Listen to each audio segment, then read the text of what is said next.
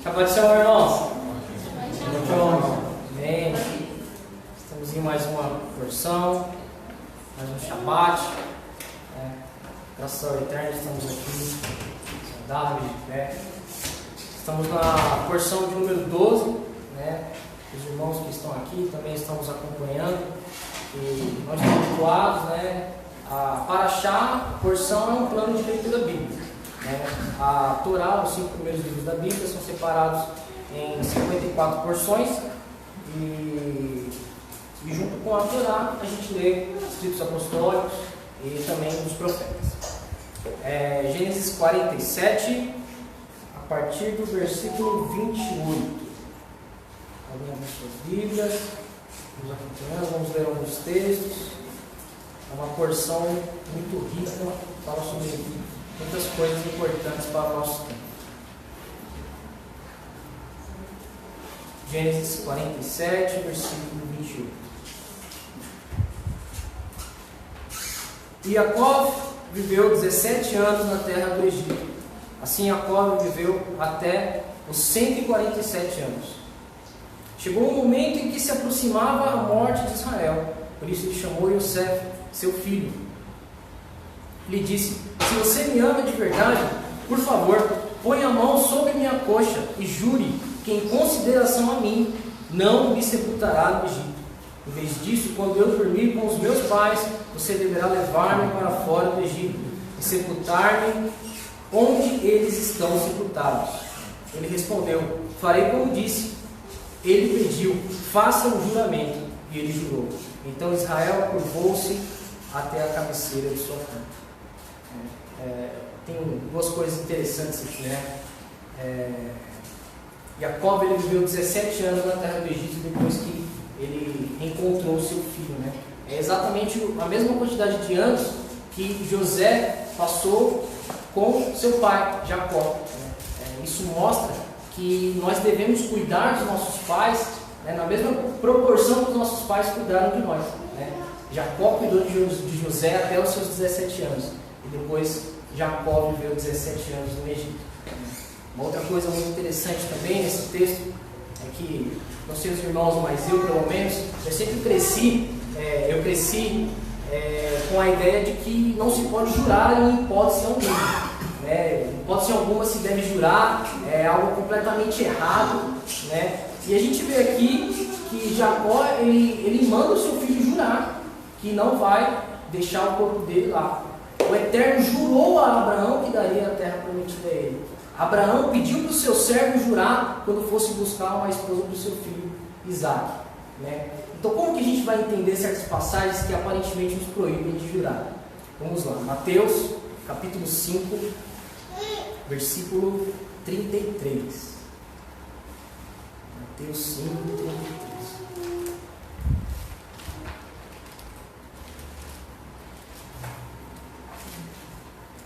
O interessante é que nesse capítulo 5 de Mateus, Yeshua ele começa ali o seu discurso falando: não pensem que eu vim abolir a lei e os profetas. Eu vim abolir, mas, dependendo da tradução, está escrito cumprir. A palavra lá no grego é a palavra plerosai, né? Vem da palavra plero, muito parecido com a nossa palavra pleno, né? Em algumas traduções é possível identificar essa palavra como: não vim destruir a lei, mas vim dar pleno entendimento, vim plenificar, né? Esse também é uma possível tradução para esse texto. Mateus 5,33. Da mesma forma ouvistes que foi dito aos antigos: não jurarás em falso pelo meu nome, mas cumprirás para com Adonai os teus votos. Eu vos digo ainda que de maneira nenhuma jureis em vão, nem pelo céu, porque é o trono de Elohim, nem pela terra, porque é o escabelo dos seus pés, nem por Jerusalém, porque é a cidade do grande rei. Nem jureis pela tua cabeça, porque não podes tornar o seu cabelo branco ou preto. Seja, porém, o vosso discurso sim, sim, não, não, pois o que passa daí vem do maligno. Dependendo da tradução, esse texto pode estar um pouco diferente em algumas traduções, mas é necessário entender que quando Yeshua, ele está fazendo o seu discurso, ele está seguindo uma linha. Ouvistes que foi dito, porém eu vos digo. Ouvistes dos antigos, porém eu vos digo. Muitas pessoas pegam esse discurso de Yeshua e falam, tá vendo? Ele está falando contra a lei. Né? Tem hora que ele fala, ouvistes que foi dito, amai os vossos próximos, o seu próximo, os seus amigos, e odiai os inimigos. Aí a pessoa pega um texto como esse e fala, tá vendo? Olha, está falando contra a lei. Só que na lei não tem um mandamento mandando odiar o inimigo. Pelo contrário, a lei fala para você amar o seu inimigo. Tem até um mandamento que fala, se você ver um animal do seu inimigo preso ou perdido, vai junto o animal e leve até o seu inimigo. Isso está na Torá. Então as pessoas elas acabam entendendo um pouco errado. E como Yeshua ele veio dar o pleno entendimento da Torá, o que provavelmente estava acontecendo na época dele é que as pessoas estavam jurando por qualquer coisa, né? Apenas jurando para dar uma ênfase no que elas estavam falando, né? Então ele veio dar esse pleno entendimento, falando, ó, você não pode jurar por você, porque você não sabe quanto tempo você vai viver, né? Se amanhã o seu cabelo vai estar branco ou preto, né? Então, esse é o argumento dele, né? Ele não é que ele esteja falando que é uma transgressão jurar. É importante pontuar isso e entender esse contexto de juramento na e quando ele critica também o que foi dito pelos antigos, ele estava se referindo aos fariseus que apresentavam as coisas. Exato. A questão odiar o seu inimigo eram os fariseus que falavam. E como as pessoas estão muito influenciadas pelos fariseus, ouviu o que eles falaram, mas não é assim. Exatamente, ele precisava inverter isso e dar o entendimento correto. Precisava dar o entendimento com Deus. Exatamente. Com Deus. Exatamente. Né? A gente vê diversos casos onde Yeshua ele faz questão de fazer algo no Shabat para mostrar que aquilo não é errado. Né? Por exemplo, teve a cura de um cego. Né? E dentro do farisaísmo, e hoje, até ainda hoje no judaísmo, existem 39 proibições do Shabat. E dentro de cada dessas 39 proibições, subproibições. Né? E uma dessas é cuspir. Né? Dentro do judaísmo não se pode cuspir no Shabat, porque você pode acabar regando algo. E na cura de um cego, ele faz exatamente isso, no sábado. Que é para mostrar para os fariseus que aquilo não tinha valor nenhum. Ele poderia simplesmente à distância ter falado, você está curado. Mas não, ele fez questão de cuspir no chão, fazer barro, foram duas proibições. Ele fez barro e passou no olho do cego. Então ele estava ali deixando claro para os fariseus que as tradições deles não tinham valor nenhum, apenas o que está escrito. Amém? Vamos agora, voltando para Gênesis. Agora no capítulo 48.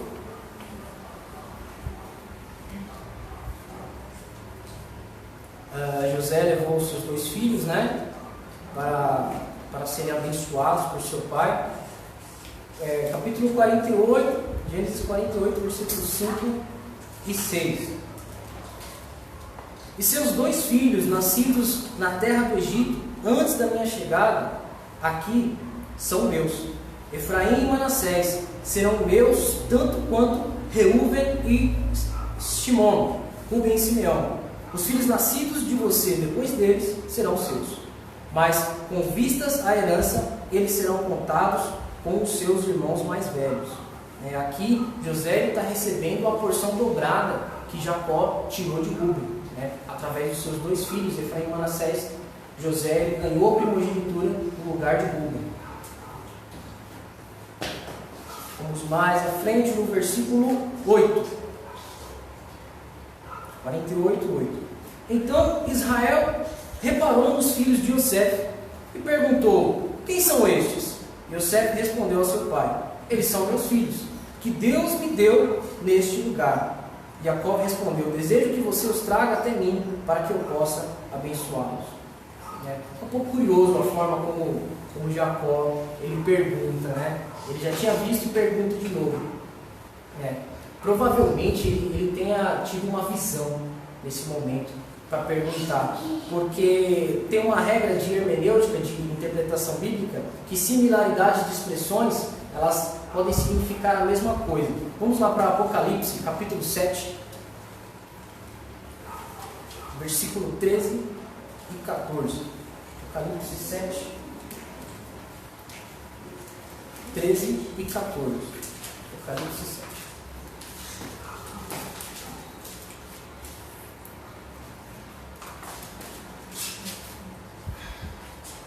E um dos anciãos respondeu-me dizendo: quem são esses que estão vestidos com túnicas brancas?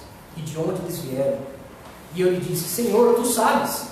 E ele me disse: estes são aqueles que vieram da grande tribulação e lavaram as suas túnicas e as tomaram brancas no sangue do Cordeiro. Muito similar, né? Muito interessante isso. E mais para frente aqui nessa porção a gente vai ver que nós representamos Efraim. Já vamos chegar lá. Vamos agora 48, versículo 13. Gênesis 48, 13. Vamos voltar para Gênesis. Aqui são as bênçãos que Jacó dá a seus filhos. 48, a partir do versículo 13. Então Iosef tomou os dois, Efraim pela mão direita em direção à mão esquerda de Israel, e Manassés pela mão esquerda na direção da mão direita de Israel, e aproximou-os dele. No entanto, Israel tirou a mão direita e colocou-a sobre a cabeça do mais novo, Efraim, e colocou a mão esquerda sobre a cabeça de Manassés. Ele cruzou as mãos de forma intencional, apesar de Manassés ser o primogênito. A seguir ele abençoou Iosef: o Deus em cuja presença meus pais, Abraham e Isaac, viveram, o Deus que tem sido meu pastor durante toda a minha vida até o dia de hoje, o anjo que me salvou de todo mal, abençoe estes meninos, que eles se lembrem de quem eu sou e do que represento, ou em outras palavras, do meu nome. E da mesma forma de meus pais, Abraham e Isaac, que eles foram e o que representaram, o nome deles, e que eles cresçam como grandes multidões sobre a terra. Ao ver Iosef que seu pai punha a mão direita sobre a cabeça de Efraim, isso o desagradou. E só para explicar para os irmãos, a mão direita, ela representa a força, ela representa a superioridade, porque a maioria das pessoas são destras. Então, na tradição bíblica, a mão direita ela representava tudo isso. Isso desagradou, e ele ergueu a mão do pai para tirá-la sobre a cabeça de Efraim e colocá-la sobre a cabeça de Manassés. Iosef disse ao pai: não faça assim, meu pai, pois este é o primogênito. Põe a mão direita sobre a cabeça dele. No entanto, seu pai recusou-se e disse: sei disso, meu filho, eu sei. Ele também se tornará um povo e será grande. Mesmo assim, seu irmão mais novo será maior que ele, e seus descendentes se transformarão em muitas nações. Talvez aqui Jacó estava apenas falando o que ele tinha acabado de ver quando ele falou: quem são esses? Então acrescentou-lhes esta bênção: nesse dia Israel falará a respeito de vocês em suas bênçãos, quando disserem que Deus os faça semelhantes a Efraim e Manassés. Assim ele colocou Efraim à frente de Manassés. Israel disse a Iosef: veja, estou à beira da morte, mas Deus estará com vocês e os levará de volta para a terra de seus ancestrais. Além disso, dou a você um pedaço ou um shekel, dou a terra de Siquém, a mais que seus irmãos, que eu capturei do Emori com minha espada e o meu arco. Aqui é muito interessante. Vamos voltar um pouquinho aqui no versículo 19, falando de Efraim, finalzinho: e seus descendentes se transformarão em muitas nações. Dependendo da tradução dos irmãos, uma multidão de nações. É impossível falar de Efraim e Manassés e não falar da separação das duas casas de Israel. Houve um tempo que Israel era um reino só e depois foi dividido.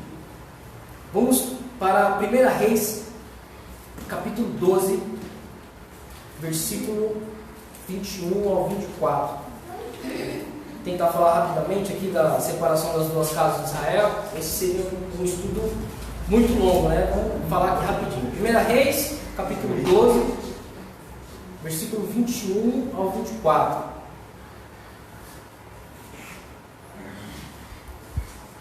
O rei Roboão tinha acabado de ser aclamado rei em Israel, porém parte das tribos de Israel não aceitaram Roboão, porque ele falou que ele seria mais duro ainda que seu pai na questão dos impostos, né?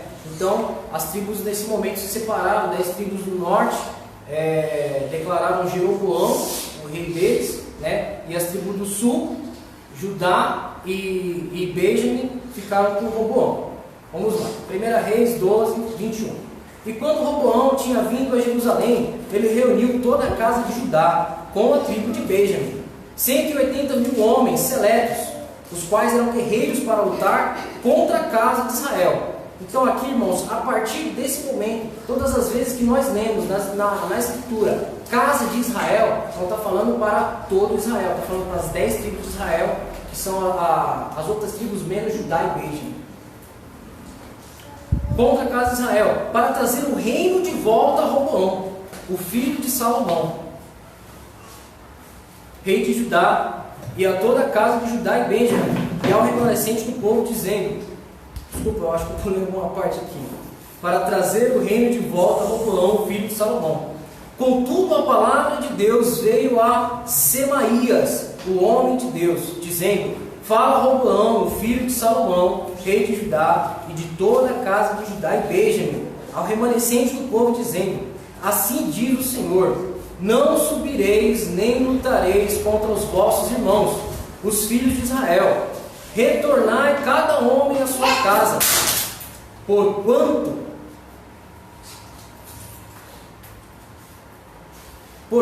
esta coisa é da minha parte. Eles, portanto, atentaram ao Senhor e retornaram segundo a palavra do Senhor. Então Jeroboão edificou Siquém, né? Território que a gente acabou de ver que foi dado a José. Edificou Siquém no monte Efraim, e nela habitou, e saiu dali e edificou Penuel. Vamos ler mais alguns textos relacionados. Oséias 7, 8. Oséias capítulo 7, versículo 8. Então a gente viu aqui que aprove a Deus que essa separação dos reinos acontecesse. Oséias capítulo 7, versículo 8, né? E depois dessa separação, a casa de Efraim, a tribo de Efraim, ela passou a representar as 10 tribos, pois era a tribo mais proeminente. Então, houve esse momento de separação, e toda vez que nós lemos casa de Israel, nós devemos entender as 10 tribos do norte. E também quando lemos nas escrituras Efraim, também está falando das 10 tribos do norte. Então, é necessário separar isso. A partir deste momento de 1 Reis 12, toda vez que fala Efraim, não está falando só de uma tribo, mas está falando de 10. Né? Antes disso, falava apenas de Efraim. Oséias 7, 8. Efraim se mistura com os povos. Efraim é o bolo que não foi virado. Né? Por que isso aconteceu no exílio assírio? Né? O rei da Síria trouxe povos estranhos para as 10 tribos, no território das 10 tribos do norte, e fez o povo das 10 tribos do norte se misturarem. Vamos agora para Amós 9, do 8 ao 15. Amós capítulo 9, versículo 8 ao 15. Esse é apenas um resumo desse estudo da separação, né, das duas casas de Israel. Esse estudo é bem longo, só quero dar uma resumida, porque falar de Efraim e Manassés e falar da separação é um pouco difícil. Amós 9, do 8 ao 15. Eis que os olhos do Senhor Deus estão contra este reino pecador, e eu destruirei de sobre a face da terra, mas não destruirei completamente a casa de Jacó, diz o Senhor. Pois eis que darei ordem, e sacudirei a casa de Israel entre todas as nações, assim como o grão é peneirado no crivo, sem que caia na terra um só grão. Todos os pecadores do meu povo morrerão à espada, e os que dizem, O mal não nos alcançará, nem nos impedirá. Naquele dia eu levantarei o tabernáculo caído de Davi, e fecharei as suas brechas, e levantarei as suas ruínas, e o edificarei como nos dias da antiguidade, para que eles possuam o restante de Edom, e de todos os pagãos, ou de todas as nações, todos os gentios, dependendo da tradução, que são chamados pelo meu nome, diz o Senhor, que faz essas coisas. Eis que vem dias, diz o Senhor, em que o lavrador alcançará o ceifeiro, e o que pisa nas uvas ao que lança semente, e os montes derramarão vinho doce, e todas as colinas derreterão, e eu farei voltar do cativeiro o meu povo Israel, e eles reedificarão as cidades assoladas, e nelas habitarão, plantarão vinhas e beberão o seu vinho. Eles farão pomares e lhes comerão fruto. Eu os plantarei em sua terra, e não serão mais arrancados da sua terra que lhes dei, diz o Senhor Deus. Amém. Agora vamos ler aqui Atos 15, versículo 12 e 17, texto relacionado com esse de Amós. Atos 15, 12 e 17.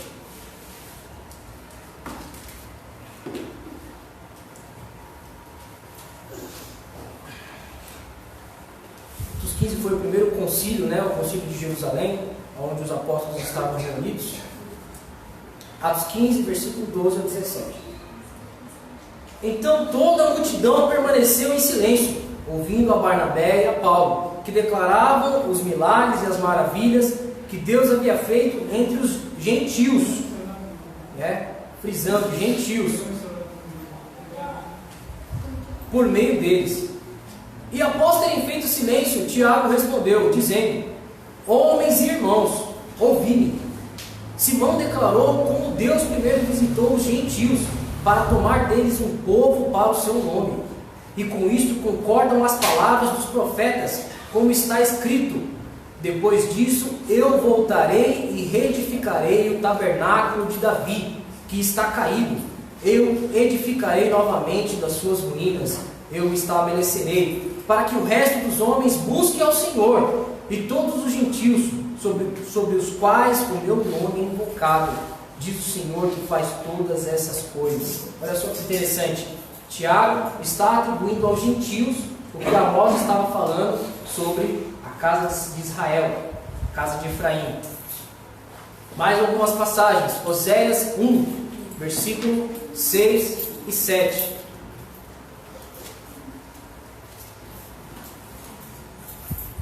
Oséias 1, versículos 6 e 7.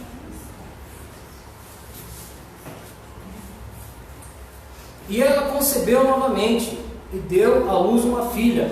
E Deus disse a ele, Oséias: põe o nome de Lo-Ruamá, porque eu não mais terei misericórdia. Lo em hebraico é não, Ruamá é misericórdia. Não mais terei misericórdia da casa de Israel, lembrando, casa de Israel, 10 tribos do norte. Mas tudo lhe tirarei, mas terei misericórdia da casa de Judá, e o salvarei pelo Senhor Deus, porquanto não o salvarei pelo arco, nem pela espada, nem pela batalha, por cavalos, nem por cavaleiros. Oséias 2, 23. Agora, um pouquinho para frente. Oséias 2, 23. E a semearei para mim na terra, e terei misericórdia dela, que não obteve misericórdia. E eu direi àquele que não era meu povo: tu és meu povo. E eles dirão: tu és meu Deus.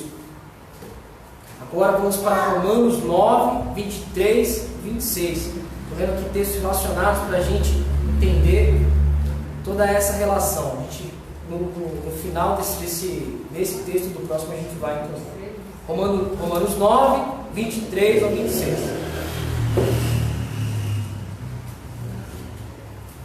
Romanos 9, 23 e 26.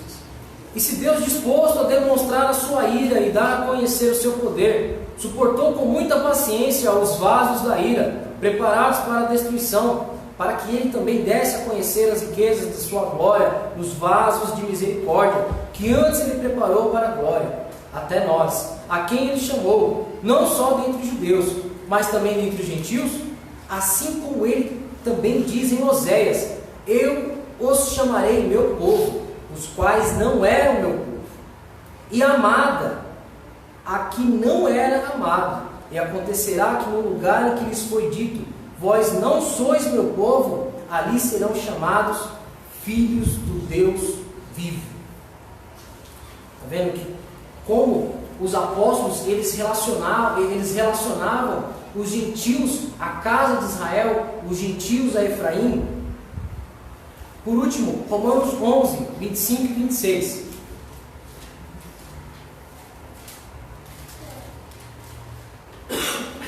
Romanos 11, 25 e 26.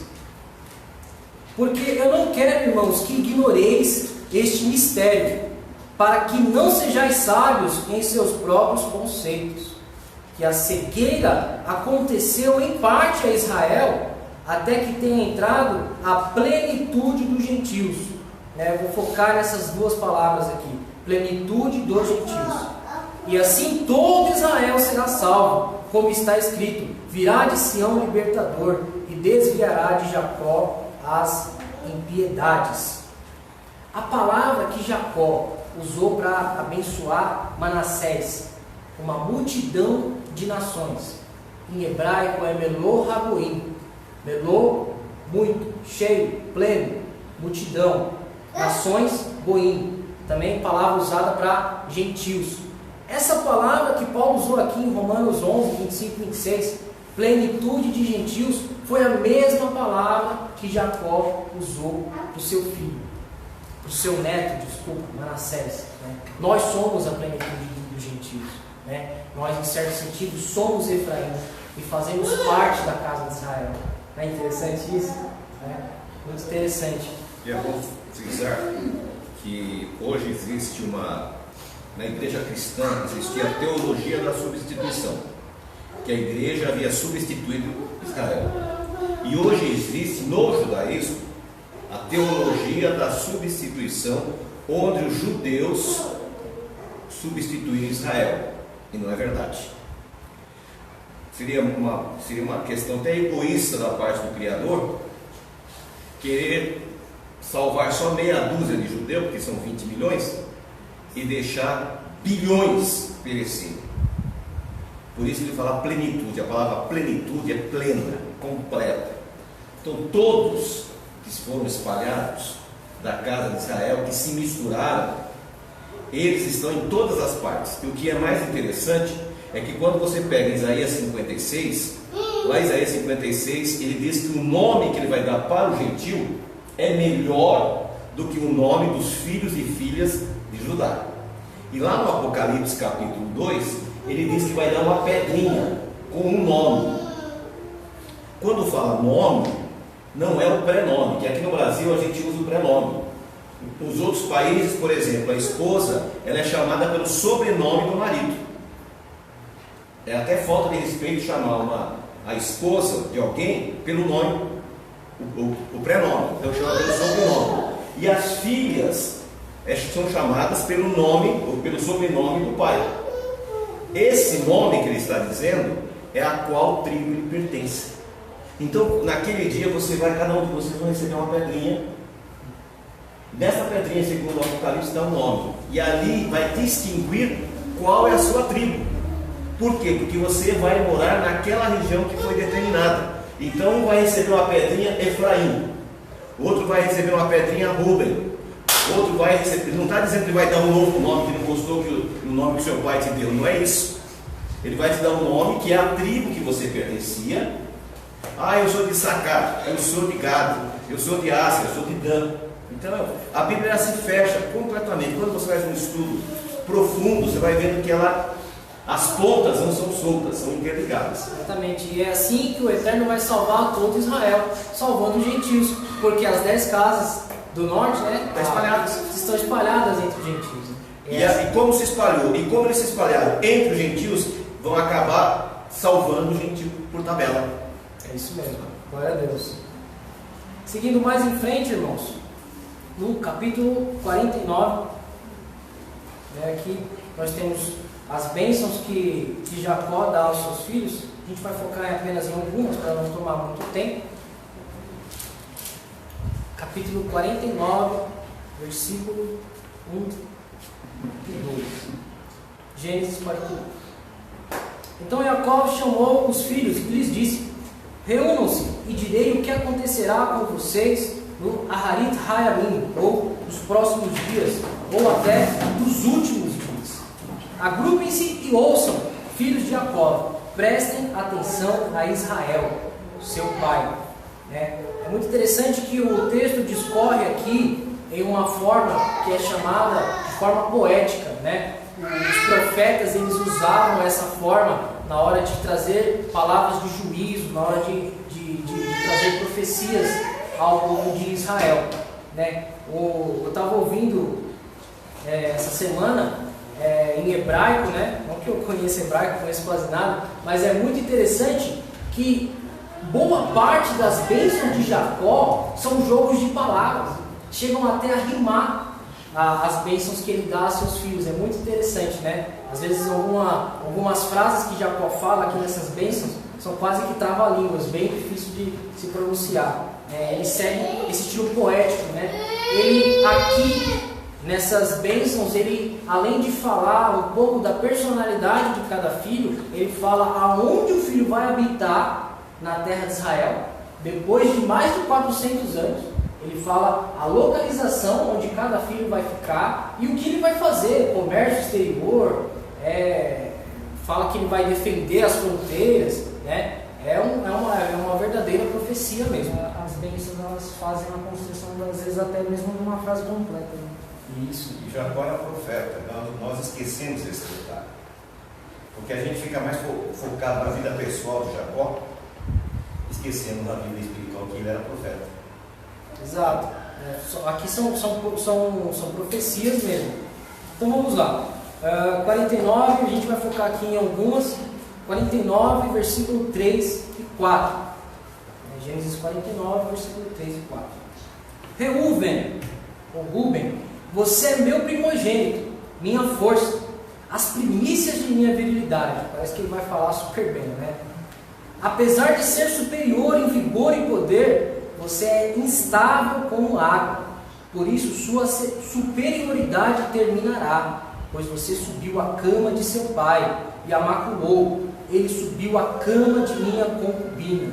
A gente sabe que Ruben, ele teve um caso com Bilá, né, uma das esposas de Jacó, né, e com isso ele perdeu a sua primogenitura, perdeu a porção dobrada, perdeu o sacerdócio, porque antes daquele caso dos levitas, o primogênito de cada família era o sacerdote, e ele perdeu também a realeza, porque provavelmente a linhagem real viria dele. Então Jacó, ele dividiu, né? A linhagem real foi para Judá, né? A primogenitura foi para José, né? Através dos seus dois filhos, Efraim e Manassés, e posteriormente o sacerdócio foi para Levi. Né? Só pegando o gancho, muitas pessoas acreditam que as coisas estão do jeito que está escrito que vai acontecer. E não é. Nós somos donos do nosso destino. As nossas atitudes, as nossas escolhas são elas que vão influenciar a vida dos nossos filhos, nossos netos e nossos descendentes. O pecado de Ruben foi um pecado imperdoável. Ele não deveria ter cometido aquilo.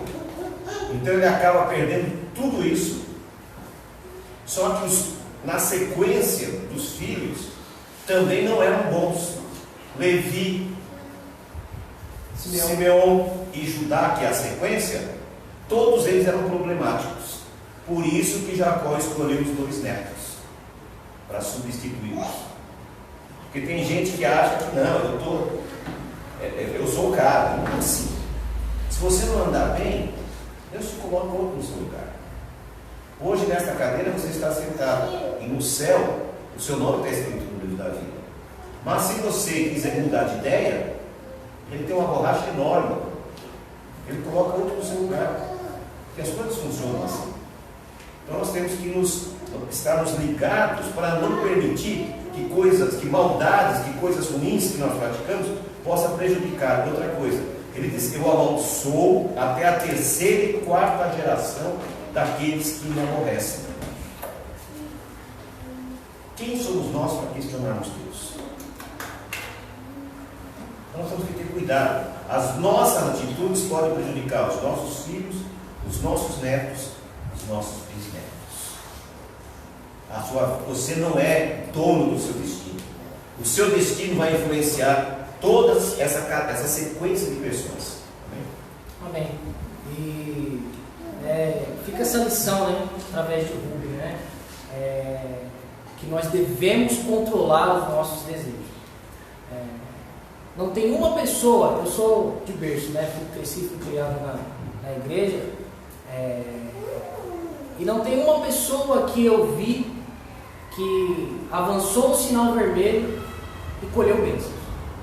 Todas as pessoas que eu vi avançando o sinal, tendo relações antes do casamento, não se preservando, elas colheram maldições, todas. Relacionamentos infelizes, não conseguia se firmar no relacionamento. Então, aos solteiros, o meu conselho, irmãos, se preserva. Aos casados, cuidado. Tenha olhos apenas para os seus cônjuges.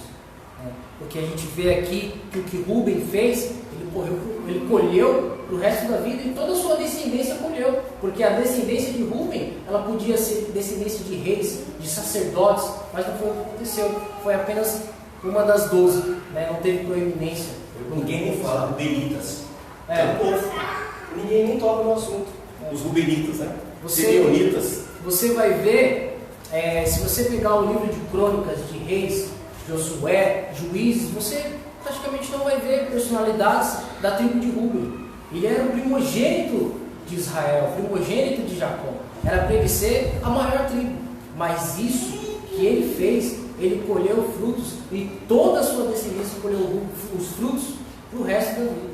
Né? Então, que nós venhamos vigiar e orar para que a gente não venha causar isso para nós e para os nossos filhos. Na abertura mesmo da sinagogal, já fala, né?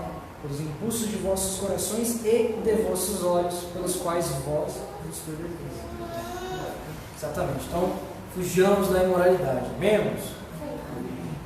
Que ele continua, ele fala algumas palavras de juízo sobre Simeão e Levi. Versículo 5, 49, 5. Simeão e Levi são irmãos, ligados por armas de violência. Que eu não entre em seu conselho, que minha honra não esteja ligada a seu povo, pois em sua ira eles mataram homens, e por capricho mutilaram gado.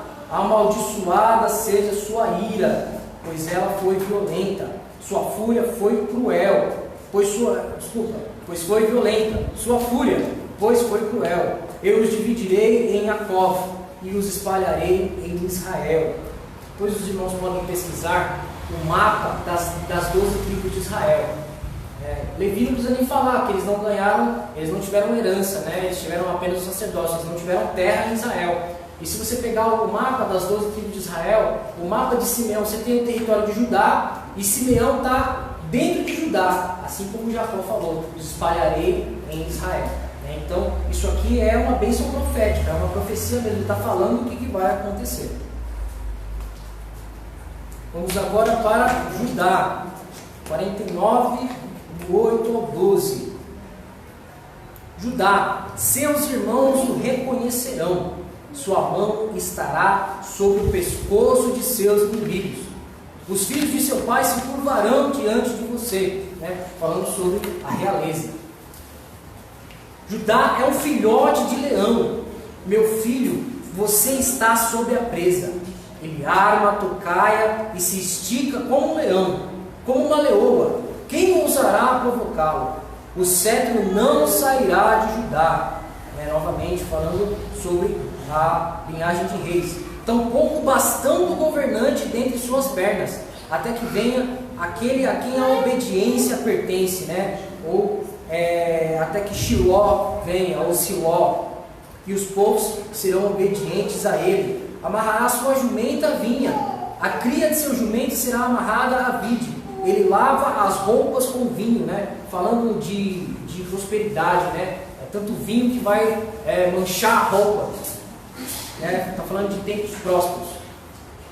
e suas capas no sangue de uvas. Seus olhos serão mais escuros que o vinho, seus dentes mais brancos que o leite. Né? Falando de algo, né, que emana leite e mel. Né? Estou falando de um tempo de prosperidade.